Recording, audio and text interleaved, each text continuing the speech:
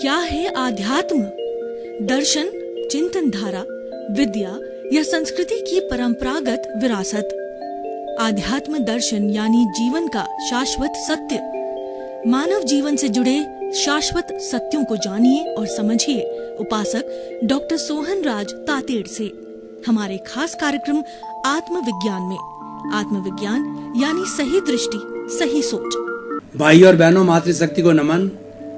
Studio में आपका हार्दिक स्वागत है, अभिनंदन है, सत्कार है। हम आपको आत्मविज्ञान साइंस ऑफ द सोल कार्यक्रम के अंतर्गत सही दृष्टि, सही सोच, राइट विजन, राइट थिंकिंग के तहत आपके नकारात्मक भावों को तिरोहित करके सकारात्मक बनाने में, आपको अच्छा इंसान बनाने में, आपको सुख का जीवन जीने के अंदर आपका परिवार अच्छा बने, आपका देश अच्छा बने और हम सभी मिलकर के अच्छा विश्व बनाएं, उस दृष्टि से हमारा कार्यक्रम चालू किया गया है। और इस कार्यक्रम के तहत हम प्रतिदिन नए नए एपिसोड्स के माध्यम से वो विषय लेते हैं जिससे कि हमारे समाज में जागरूकता आवे, व्यक्ति में जागरूकता आए और हम एक स्वस्थ समाज का निर्माण कर सकें। तो आज का हमारा विषय है बहुत ही सुंदर और अति उत्तम उच्च दर्जे का विषय है दया और करुणा।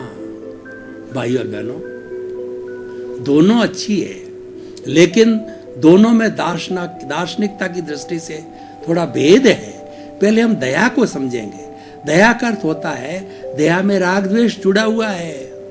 कोई व्यक्ति हमारे सामने ठिठुर रहा है, हमारे को दया आई तो हम उसको गर्म कपड़ा देते हैं। कोई व्यक्ति प्यासा है, हम उसको पानी पिलाते हैं। कोई व्यक्ति भूखा है, उसको हम भोजन देते हैं। बेचारे गर्मियों के अंदर ये पक्षी इधर उधर तड़प रहे होते हैं, तो हम एक किसी बर्तन के अंदर पानी डाल करके उनकी प्यास को बुझाते हैं और एक चुग्गा डाल करके और उनके जो है वो भूख की तृप्ति कर सकते हैं। ये सारी दया है। कोई बेचारा गरीब है और वो ट्रीटमेंट नहीं करा सकता, तो हम उसको कुछ पैसा देके ट्रीटमेंट करके उस पर दया करते हैं। और कोई भी अगर पढ़ने के लिए योग्य है, उसके पास पैसा नहीं है, हम स्कॉलरशिप देते हैं, बुक्स देते हैं, हर तरीके से सहयोग करते हैं। यानी ये जितना सामाजिक सहयोग है, ये सब दया के दायरे में आता है। ये अच्छा है। समाज में दया की भावना होनी चाहिए। समाज में दो तरह के व्यक्ति होते हैं। एक व्यक्ति होता है सबल, एक होता है निर्बल। सबल व्यक्ति होता है, उसके पास में सभी साधन होता है, पैसा होता है, धन होता है, दौलत होता है और बड़ी बड़ी अट्टालिकाएं होती है, घोड़े होते हैं, गाड़ियां होती है, अच्छा धंधा चलता है, अच्छा पैसा आता है, क्योंकि ये पुण्योदय है। लेकिन समाज में हर व्यक्ति का पुण्योदय नहीं होता। कुछ व्यक्ति पापोदय के साथ जन्मते हैं। मैं आपको दो उदाहरण देना चाहता हूँ। एक व्यक्ति के पास में बड़ी अट्टालिका में रहता है, ठीक उसके पास ही जो है ग्राउंड लेवल के ऊपर झुग्गी झोंपड़ी है। 100 मंजिल की अट्टालिका है और नीचे झुग्गी झोंपड़ी है। दोनों ही मनुष्य है। दोनों में अंतर क्या है कि जो अट्टालिका में रह रहा है उसका पुण्योदय है और जो झुग्गी झोंपड़ी में वो पापोदय है। उनके दोनों टाइम भोजन नहीं मिलता, बरसात के अंदर पानी टपकती रहता है, भोजन पका नहीं सकते और आपस में लड़ाई होता है, बीमारी होती है, कलह होती है और 4-5 व्यक्ति होते हैं, आराम से रात में सो भी नहीं सकते, मच्छर काटते हैं, गर्मी लगती है और सर्दी लगती है, ओढ़ने को उनके पास में कंबल वगैरह भी नहीं होती है। तो ये सब पापोदय पुण्योदय का खेल है। तो दोनों से समाज बनता है। मतलब सबल और निर्बल दोनों से मिलकर समाज बनता है। लेकिन वो भी हमारा भाई है। ठीक है, उसने पिछले जन्म के अंदर कुछ कॉजेज ऐसे डाले, बुरी भावना की, उसका ये कर्म फल और कर्म परिणाम सुख दुख के रूप में भोग रहा है। सुख भोगने वाला पुण्योदय है और दुख भोगने वाला पापोदय है, वो कर रहा है। लेकिन जो पुण्योदय वाला है, उनको दया की भावना रखनी चाहिए कि अपने इनकम में से, अपने पास साधनों में से इनको सब जो थोड़ा लगा करके इनको भी मेरे जैसा सबल बनाऊं। इस दया की भावना से ये NGO बना और चैरिटेबल दान पुण्य की प्रथा चालू हुई। आज हमारे देश के बड़े बड़े जितने भी कुबेर हैं, जो देखिए बिरला जी है, बांगड़ जी है, डालमिया है, और ये हमारा बांगड़ जी है, उसके अलावा जो आप देखिए टाटा है, और उसके बाद जो है बिल गेट्स है, और ऐसे कईयों का नाम लूँ कि वो बहुत पैसा चैरिटी में लगाते हैं। बिल गेट्स की आप बायोग्राफी को पढ़ें तो आपको मालूम होगा कि बिल गेट्स के पास में कितनी संपत्ति है, और वो विश्व का सबसे रिचेस्ट व्यक्ति है। उसको खुद को ध्यान नहीं कि मेरे पास कितनी संपत्ति है, लेकिन वो अपने उपयोग के लिए पूरी संपत्ति का मात्र 2-3% ही अपने परिवार पे खर्च करते हैं। वही पुराना बंगला, वही पुराना पर फर्नीचर, वही पुरानी गाड़ी, और वही सादा जीवन, उच्च विचार है। और सारा पैसा जो है वो चैरिटी में डालते हैं, वो चैरिटेबल ट्रस्ट बनाते हैं, वो डोनेशन में जाता है। जो निर्बल भाई है उनको उठा करके सबल बनाने का प्रयास करते हैं। वो धन्य हैं, वो लक्ष्मी पुत्र है, और वो बहुत ईश्वर के प्यारे हैं कि अपने भाइयों के प्रति चिंता करते हैं। ये सारा दया का विषय है। और हमारे बिड़ला बांगड़ को देखिए, कितनी धर्मशालाएं बनाई, कितनी भोजनशालाएं बनाई, कितने मंदिर बनाए, कितने हॉस्पिटल बनाए, और कितने स्कूल, कॉलेज, यूनिवर्सिटियां बनाई। उसके माध्यम से इन सब जो निर्बल लोग हैं उनको सहायता मिलती है, उनको सहयोग मिलता है, ताकि वो हमारे बराबर आ जाए। हमारे संविधान को देखिए, हमारे संविधान के अंदर ये निर्णय लिया गया है कि भारत का हर नागरिक समान है, चाहे कोई निर्बल है, कोई सबल है, सबको सर्वोदय का अधिकार है। सबका उदय जो है भारत का संविधान करता है, और सबकी मूलभूत आवश्यकता रोटी, कपड़ा, मकान, शिक्षा, चिकित्सा है। हर एक को मिलना चाहिए, हर एक को शुद्ध हवा मिले, शुद्ध पानी है वो मुफ्त मिले, रोजगार के साधन मिले, और सबको आगे बढ़ने के बराबर साधन मिले। किसी के साथ पक्षपात नहीं किया जाता। और हमारे यहाँ पर पूरी धार्मिक स्वतंत्रता है। कोई भी व्यक्ति किसी भी धर्म का पालन कर सकता है, उस पर कोई रोक टोक नहीं है। वो चाहे तो अपना धर्म बदल सकता है और दूसरा धर्म अडॉप्ट कर सकता है। वो कोई भी रिचुअल का पालन कर सकता है, कोई धार्मिक जो है अपनी अवधारणा को प्राप्त कर सकता है। इतना बड़ा हमारा भारत का जो संविधान है, भारत विश्व का सबसे बड़ा डेमोक्रेटिक कंट्री, और हमारा जो संविधान है एक विश्व के सामने रोल मॉडल है। इस संविधान को कई देशों ने लागू किया है, क्योंकि ये डेमोक्रेटिक वे पे बना हुआ है, सर्वोदय की भावना पर, अंत्योदय की भावना पर है। हमारे यहाँ सबसे जो नीचे तबके का व्यक्ति है, सबसे बड़ा रूट कॉज वाला व्यक्ति है, रूट तक जाते हैं कि जब को सबसे ज्यादा आवश्यकता वाला उसको ऊपर उठाओ। तभी हमारी उस दृष्टि से ये रिजर्वेशन की जो है प्रथा चली थी कि ये थोड़े समय के लिए ऊपर उठ जाए तो थोड़ा इनको सुविधा दो, इनका रिजर्वेशन करो। लेकिन बाद में कुछ जो है गलत विचारधाराओं ने, कुछ स्वार्थी लोगों ने इसको परमानेंट बना दिया, जबकि यह पॉवर्टी बेस्ड होना चाहिए कि जिस व्यक्ति के पास साधन नहीं है, चाहे किसी जाति का हो, लेकिन ये जाति से जोड़ दिया, और ये इसके अंदर दुष्प्रवृत्तियां आ गई, इसके अंदर विकृतियां आ गई।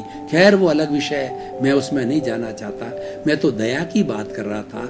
ये सारी चीजें दया पर आधारित है, और दया से चैरिटी बनी, चैरिटेबल ट्रस्ट बने, और ये भावना पनपी। ये अच्छी भावना है। दया की भावना से हमारा भाई है, हमारे एक समकक्ष आता है, उसका अभाव जो है समाप्त होता है, वो भी स्वभाव वाला बनता है, उसकी आवश्यकताओं की पूर्ति होती है, और भी गर्व के साथ में जीवन जीने की जो है वो कामना करता है। अब मैं करुणा की बात करते हैं। दया जो है ये एक भौतिक जगत की बात है, और करुणा है ये आध्यात्मिक जगत की बात है। दया जो है हमारे बाह्य जगत की बात है। अब मैं भीतर जगत की बात करूं तो भीतर जगत में करुणा है। ये आध्यात्म, भीतर का जगत आध्यात्म का जगत है, भीतर का जगत परमात्मा का जगत है, क्योंकि परमात्मा इस भीतर जगत के सबसे बड़ी अथॉरिटी है। भीतर जगत में जाते हैं तो हमारा परमात्मा है, हाईएस्ट अथॉरिटी है, उसको नमन करो, उसको आशीर्वाद करो। वो गुणों की खान है। भीतर हमारे को बहुत सी गाइडलाइन मिलता है, अनंत ज्ञान मिलता है, अनंत दर्शन मिलता है, अनंत सुख मिलता है, और अनंत एनर्जी मिलती है, भीतर से आती है, और भीतर पावरफुल होता है। और भीतर ही जो बाहर है हमारे भीतर की प्रतिध्वनि है। हम अगर किसी कुएं के पास में जाकर के उस कुएं के अंदर जोर से बोले कि तुम चोर हो, तो प्रतिध्वनि आती है कि तुम चोर हो। हम उसको कहते हैं तुम भले इंसान हो, तो भीतर से प्रतिध्वनि आती है तो भले इंसान हो। तो हम भीतर कैसा अनुभव करते हैं, भीतर कैसी सोच करते हैं, उसका ट्रांसफॉर्मेशन बाहर के जगत में होता है। बाहर का जगत भीतर की प्रतिध्वनि होता है। बाहर का जगत सूक्ष्म है, सूक्ष्म जगत के नियम अलग है, और बाहर का जगत है स्थूल जगत है, भीतर का जगत सूक्ष्म जगत है। सूक्ष्म जगत पावरफुल होता है, भीतर से बाहर आता है। तो करुणा है, ये भीतर की बात है। करुणा मतलब होगा प्राणी मात्र के प्रति जो है हमारी सद्भावना होनी चाहिए कि मैं 84 लाख जीवा योनि हे मेरे भीतर विराजमान शुद्ध आत्मा भगवान, मुझे ऐसी शक्ति दो, जागृति दो कि 84 लाख जीवा योनि प्राणी के में से किसी प्राणी को मेरे द्वारा कष्ट न हो, दुख न हो, दुर्भावना न हो। ये करुणा की भावना है। करुणा की भावना से अभयदान मिलता है। जो करुणा की भावना रखता है वह व्यक्ति अपने आचार विचार में, अपनी चर्या में हर वक्त ध्यान रखता है कि मेरे द्वारा किसी को कष्ट न हो। भगवान जो है वो भगवान महावीर को उनके शिष्यों ने पूछा कि भगवान हमको बताओ वो रास्ता कि उस रास्ते से हमारा कर्म बंधन न हो, हम क्या सावधानी बरतें, हम क्या पुरुषार्थ करें कि हमारे कर्मों का बंधन हो। तो भगवान ने कहा जयंग चरे जयंग चिट्ठे जयंग मासे जयंग सरे जयंग भुजंतो बासंतो पाप कमंदम न बंधई। हे मेरे शिष्यों, तुम जो सावधानी बरतो, तुम जागरूकता रखो, तुम विवेक रखो, तुम जयना रखो, उठते बैठे खाते सोते पीते तुम सावधानी बरतो कि किसी प्राणी के जीव का हनन न हो, किसी को कष्ट न हो, किसी को दुख न पहुंचे, किसी के प्रति दुर्भावना न आए। तुम विवेक बरतो, क्योंकि विवेक ही धम्ममाइये, विवेक ही धर्म है। देखिए कि कितनी बड़ी जो है कॉमन सेंस की बात कही गई है कि विवेक को धर्म कहा गया है, और कितना बड़ा विवेक का धर्म हो रहा है। हम चल रहे हैं और चींटियों का जो है नगरा, कीड़ी नगरा है, अब आपने उस पर ध्यान नहीं दिया, उस पर पैर दे दिया। और कई लोग जो है वो जंगल में आग जलाते हैं, उन्होंने ध्यान नहीं दिया, आग जो है कीड़ी नगरे पे जला दी। हजारों हजारों लाखों लाखों बेचारी निर्दोष कीड़ियां भस्म हो गई। वह करुणा नहीं है।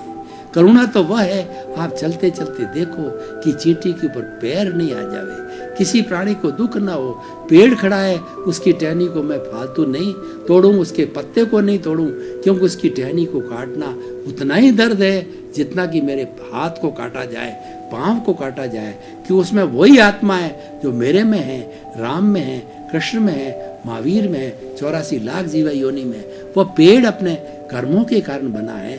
उसने जो ऐसा तिर्यंच गति का बंध किया, जब उसके पेड़ का आयुष्य मिला उसको और वो पेड़ बना, उसने इस तरह से कॉजेस डाले, ऐसी भावना की, उसके कारण उसको कर्म फल, कर्म परिणाम मिल रहा है। करुणा बहुत ऊंची भावना है। पाप के प्रति घृणा होना करुणा है। कोई भी व्यक्ति को जो है कष्ट न पहुंचे, और कोई व्यक्ति जो है किसी को कष्ट हो, उसके प्रति शुद्ध भावना आना, वो करुणा है। तो हमारे 4 तरह की भावना बताई गई है, मैत्री, प्रमोद, करुणा, मध्यस्थाश्च। चारों भावनाएं करुणा को पोषण देने वाली। मैत्री, हम जीवों के साथ मैत्री करें, सबको अपने आत्म तुलावत समझें कि सभी जीव मेरे समान हैं।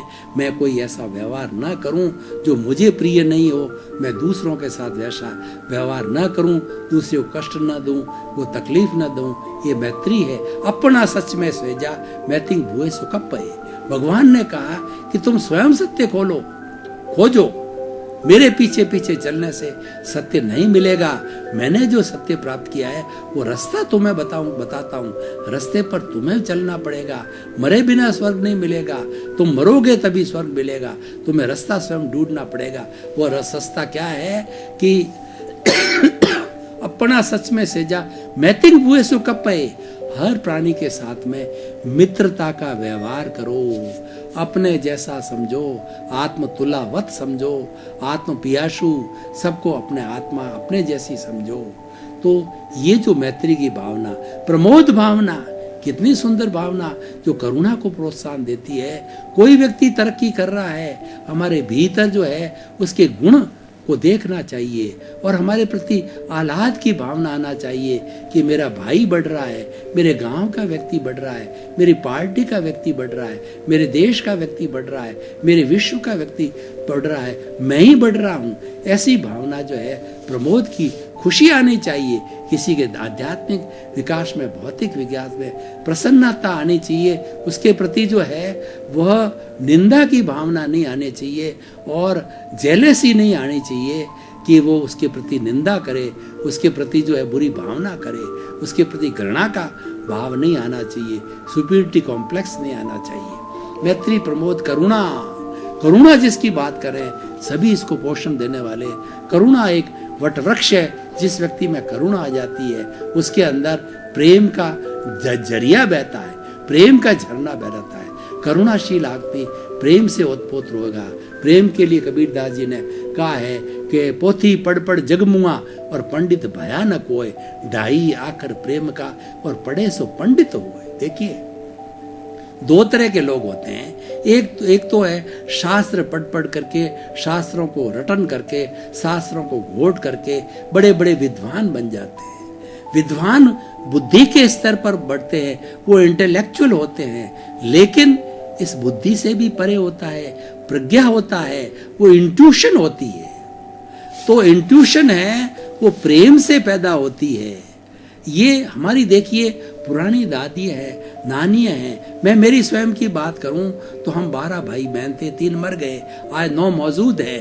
तो हमारे माता पिता पढ़े लिखे नहीं थे, बिल्कुल उनको किसी तरह का ज्ञान नहीं था, लेकिन फिर भी उन्होंने सबको 9 को हमको अच्छा विद्वान, अच्छा करोड़पति बनाया, क्योंकि हमारे माता पिता प्रज्ञा चक्षु थे, वो विवेकवान थे, वो विवेक धम्ममाई का पालन करते थे और उनका प्रज्ञा जागृत थी।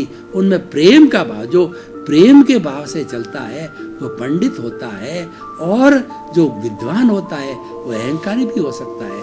और कोई न हो, अच्छी बात है, प्रज्ञा का अंश आ जाता है तो उसका अहंकार शांत हो जाता है, लेकिन विद्वान प्राय अहंकारी हो जाते हैं। लेकिन प्रज्ञा जगत वाला व्यक्ति और विवेक के जगत वाला व्यक्ति, विवेक के धम्मवाई वाला व्यक्ति कभी भी जो है अहंकारी नहीं होगा, क्योंकि वो प्रेम की भाषा जानता है। तो मैत्री, प्रमोद, करुणा प्रेम से जुड़ी हुई है। मैत्री, प्रमोद, मध्यस्थता हमको प्रज्ञा चक्षु बनाती है, स्थित प्रज्ञ बनाती है, राग द्वेष से मुक्ति है, समता की भावना में ले जाती है कि हम राग और द्वेष में सम रहें, दोनों को एक जैसा बनाएं। चाहे प्रियता हो अप्रियता हो, दोनों को एक जैसा समझो।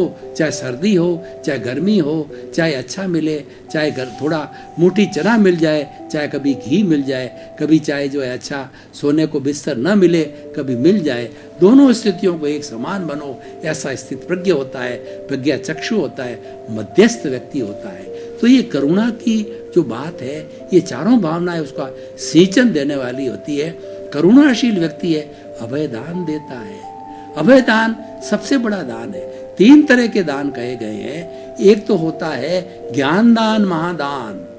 ज्ञान का मतलब किसी व्यक्ति को आत्मा का ज्ञान कराओ, धर्म का ज्ञान कराओ, सेल्फ रियलाइजेशन कराओ, उसको सम्यक दर्शन दो, उसको सही रास्ते लाओ, उसको धर्म के रास्ते पर लाओ। वह है सारा हमारा जो है वो ज्ञान दान। और दूसरा होता है एक ज्ञान दान, और दूसरा होता है हमारा जो जिसकी हम बात कर रहे हैं कि ये होता अभय दान, कि हमारे इस सारे जगत के अंदर 6 जीव निकाय है, पृथ्वी का है, अप का है, तेजस का है, वायु का है, वनस्पति का और तृष का है। हमारे भोजन चाहिए, पानी चाहिए, घर है, गृहस्थी है, मकान बनाते हैं। हम एकेंद्रीय जीवों को बहुत कष्ट देते हैं, लेकिन कष्ट देने के बावजूद भी हमें जितनी आवश्यकता होती है, हम जो है वो इच्छा परिमाण करते हैं। हम अनुवृत्ति हैं कि इससे ज़्यादा मकान नहीं बनाएंगे, इससे ज़्यादा संपत्ति का अर्जन नहीं करेंगे, इतने ज़्यादा कपड़े से नहीं रखेंगे, इतनी भोजन सामग्री के, हर चीज़ का संकोच करना, हर चीज़ का इच्छा परिमाण करना, हर चीज़ की सीमा करना, हर चीज़ का इच्छा परिमाण करना, ये जो करने वाला व्यक्ति करुणाशील होता है और वह अभय दान देता है। वो समस्त जीवों को अभय दान देता है, एक इंद्रिय जीवों को, कि मुझे तो आवश्यकता के अतिरिक्त मैं तुम्हें छूट देता हूँ, मैं तुम्हें अभय दान देता हूँ, मेरी तरफ से निश्चिंत रहो, मैं तुम्हारी हिंसा नहीं करूँगा। जितनी जितनी मेरे परिवार, शरीर और मेरे समाज को और मेरे आने वाले अतिथि देवो भाव को आवश्यकता है, उतनी ही हिंसा करूँगा, उससे ज़्यादा नहीं करूँगा।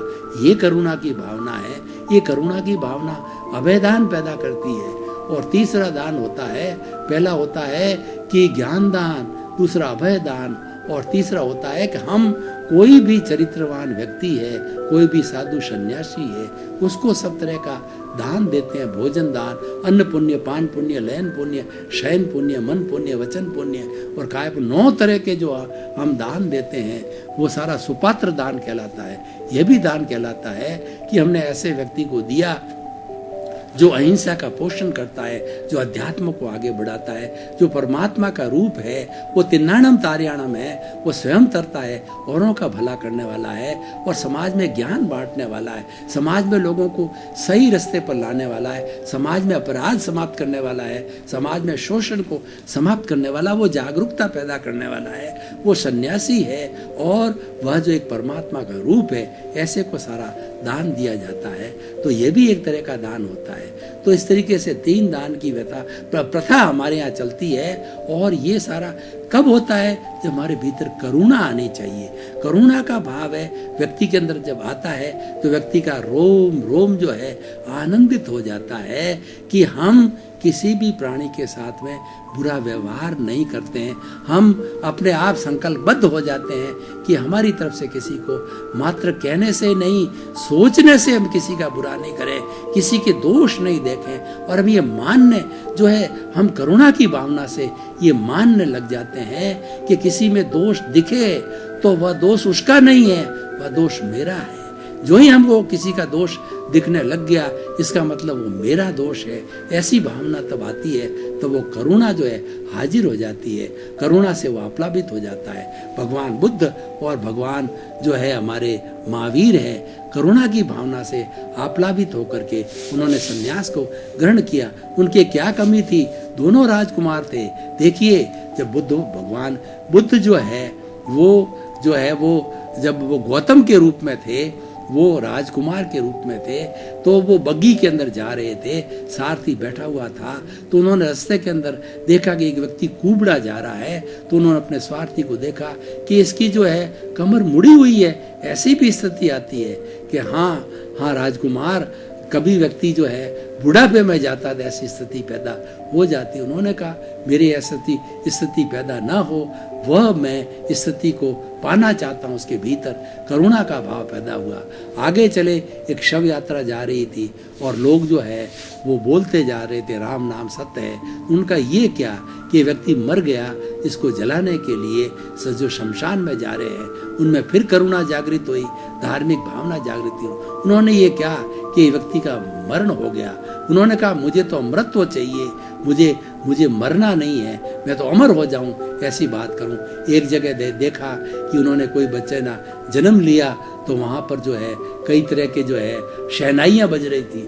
थोड़ी देर के बाद में जो है वो मरने की जैसी वो शहनाइयां, यानी मृत्यु की शहनाइयां बजने लग गई। उन्होंने कहा ये परिवर्तन कैसे हुआ कि जो बच्चा जन्म लिया वो मर गया। उन्होंने कहा नहीं, मुझे अमृतत्व को पैदा करना है। तो उन्होंने भीतर करुणा पैदा हुई। भगवान महावीर भी इसी तरह से करुणा पैदा हुई। और जब भगवान बुद्ध में करुणा पैदा हुई तो अपनी पत्नी और राहुल बेटे को छोड़ के रात्रि के अंदर युवावस्था में चले गए, अमृतत्व की प्राप्ति के लिए, करुणा का झरना बहाने के लिए। और उनके भीतर इतनी करुणा पैदा हुई कि प्राणी मात्र का भला हो, 84 लाख जीवायोनि के प्राणियों को मुक्ति मिले, उनका दुख दूर हो, उनको आध्यात्मिक रास्ता मिले, उसकी खोज में लग गए। और खोज में चलते चलते उन्होंने केवल्य को प्राप्त किया दोनों ने, और वो निर्वाण की स्थिति में चले गए। और जो उन्होंने आज हमें आगमों में त्रिपिटक के माध्यम से दिया है, उनको हम पढ़ते हैं तो हमको मालूम पड़ता है कि भगवान की हर बात में करुणा झलकती है। करुणा जो एक जो है ये शाश्वत गुण है, ये आत्मा का गुण है, ये मानवीय गुण है। और ये गुण जो है अरूपी है, ये अदृश्य है, लेकिन इसको जागृत किया जाता है। और दया जो है वह हमारे समाज में एप्लीकेबल होती है, बाहरी जगत में एप्लीकेबल होती है। निर्बल को सबल बनाने का जो कार्य है वो करुणा, वो दया का है, वह भी अच्छा है। वो हमारे व्यवहार जगत का है और हमारे निश्चय जगत का है, वो करुणा होती है। जब तक हमारे भीतर करुणा की भावना पैदा नहीं होती है, हम सबको आत्मवत नहीं समझ सकते। और करुणा की भावना होती हमारा अहंकार शून्य हो जाता है और हम अपने आप को विश्व का सबसे छोटा व्यक्ति मानने लग जाते हैं और हम स्वदोष दर्शन करने लग जाते हैं। स्वदोष दर्शन से जगत निर्दोष मालूम होता है, लेकिन जो व्यक्ति दूसरे के दोष देखता है वो राग द्वेष से भर जाता है और भारी हो जाता है और अपने भवों की संख्या बढ़ाता है। जो करुणाशील होता है वो हमेशा स्वदोष देखेगा, हर चीज में अपने दोष को देखेगा कि मेरे कर्मों का कारण था। जब भी उसने मुझे गाली दी, उसने मुझे थप्पड़ मारा, उसने मेरे साथ बुरा व्यवहार किया, उसने मुझे दुख दिया। भगवान महावीर को एक रात में 20 मारणांतिक कष्ट दिए गए संगम देवता ने, भगवान ने सबको यह मान करके सहन किया कि ये मेरा हितैषी है, ये मुझे मुक्त कराने आया है। ये नहीं आता तो मेरे ये सारे कर्म खपते नहीं, मेरा हिसाब पूरा नहीं होता। और जब हिसाब पूरा नहीं होता तब मेरी मुक्ति नहीं होती। ये तो मुझे एनओसी देने आया है। और जब उसका 6 महीने का संगम देवता का समय पूरा हो गया तो संगम देवता ने भगवान महावीर को कहा, बताओ मैंने आपको इतने कष्ट दिए, मैं कैसा लगूं? उन्होंने कहा, भैया तुम तो मेरा बहुत ही कृतज्ञ हूं मैं आपके प्रति कि एक किसी के पास में सामान पड़ा है और वो रात्रि हो रही है, सामान खराब करने वाला है और शाम को कोई व्यक्ति आता है 100 रुपए की चीज को 125 रुपए में खरीद लेता है, तो वो कितना कृतज्ञता उसके प्रति होती है। वैसा ही तुम हो।